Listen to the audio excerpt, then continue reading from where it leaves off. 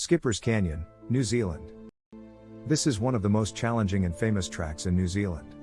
As incredible as it is also extremely scary as it is very narrow. Only suitable for experienced drivers. This gravel road was dug by hand by miners over 140 years ago. And consists of a very narrow cut in the middle of a steep cliff.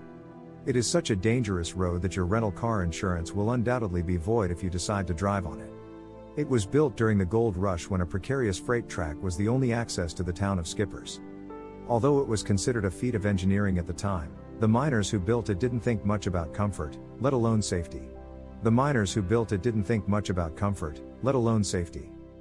ride, already anything but peaceful, can get worse if you encounter a car coming in the opposite direction.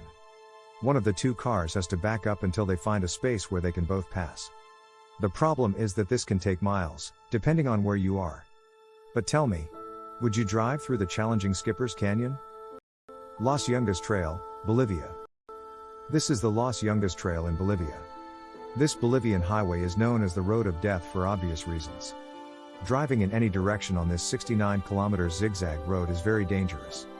Because of the fog, landslides, waterfalls and cliffs hundreds of meters high at every turn. The road is rarely wider than 3 meters. And along the way it is possible to see several crosses of travelers who lost their lives there.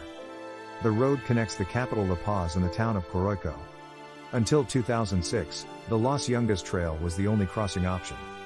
The road could only hold one vehicle and was used by those brave enough to make the journey. Finally, in 2009, the government built a new road in a nearby mountain range. The new, safer road has 2 lanes and is well maintained. But even so, there are still many adventurers facing Los Yungas. Du Goiche Passage, France. This more than 4,000-meter stretch connects the continent to the island of Noirmoutier on the Atlantic coast of France. At first glance, the Noirmoutier Passage appears to be an ordinary highway. But depending on when you try to cross it, you may run into serious problems along the way. It is flooded twice a day due to high tide. The length of the road makes it even more challenging because if you get caught in the high tide, it can be very difficult to get out. It can be very difficult to get to dry land before the entire stretch is flooded. There are digital signs that show the safest times to use the road.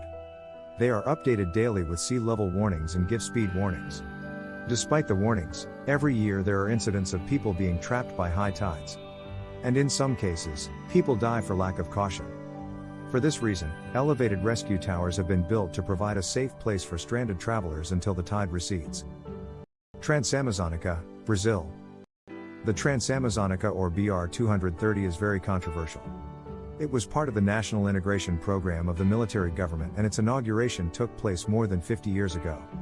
The original project was to create a road that would stretch more than 8,000 kilometers, connecting the Atlantic to the Pacific, and cross South America from east to west.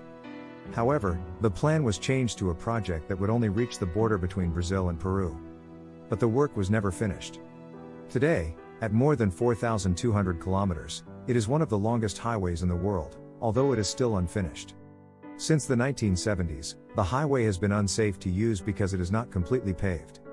During the rainy season, some stretches are almost impossible to drive. Worst of all, anyone caught in the rain along the way runs a serious risk of getting stranded. During the dry season, there is a lot of dust that impairs the driver's vision, adding another risk to the trip. What makes this crossing a real adventure? Trollstigen, Norway. It's no surprise that this highway has been affectionately nicknamed the Troll Staircase. It is one of the deadliest roads in the Scandinavian country. Located on a mountainside in Rauma. The road is full of tight curves that seem to never end. Some of these turns end in a big chasm without any warning. To give you an idea, it is so narrow, twisty and full of hills. As a result, no vehicle longer than 12 meters can cross it. This makes this place one of the leaders in accidents. When it rains, the road becomes virtually impassable.